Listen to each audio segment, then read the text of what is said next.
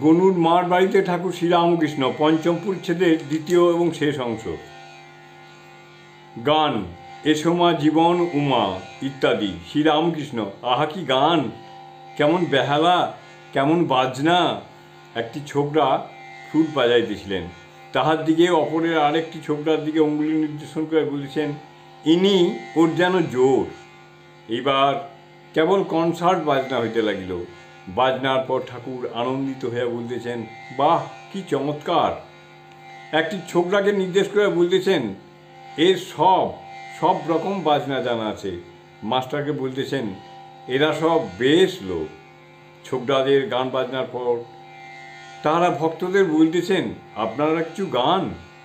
ব্রাহ্মণী দাঁড়ায় আছেন, তিনি দ্বারের কাছে থেকে বলিলেন, গান এরা কেউ জানে না।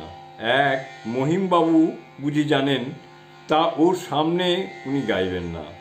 একজন ছোকরা, কেন? আমি বাবার সম্মুখে গাইতে পারি। ছোট নরেন উচ্চহাস্য করিয়া, অতদূর উনি এগোননি। সকলে হাসিতেছেন। কিয়ৎক্ষণ পরে ব্রাহ্মণী আসিয়া বলতেছেন, আপনি ভিতরে আসুন। শ্রীরামকৃষ্ণ বলতেছেন, কেন গো? ব্রাহ্মণী, সেখানে জলখাবার দেওয়া হয়েছে, খাবেন? এই জন্যই যেতে বলছেন। শ্রীরামকৃষ্ণ, এইখানে এনে দাও না। ব্রাহ্মণী, গনুর মা বলছে ঘরটার একবার পায়ের ধুলো দিন, তাহলে ঘর কাশি হয়ে থাকবে। ঘরে মরে গেলে আর কোনো গোল থাকবে না।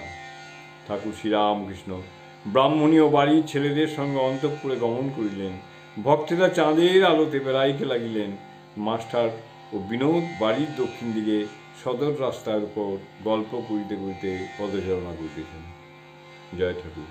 ওম স্থাপকায় চ ধর্মস্য সর্বধর্মস্বরূপিণে অবতার বরিষ্ঠায় রামকৃষ্ণায় তে নমঃ। আজ শ্রী শ্রী রামকৃষ্ণ কথামৃত পাঠ এখানেই সমাপ্ত করলাম। জয় ঠাকুর, জয় ঠাকুর, জয় ঠাকুর।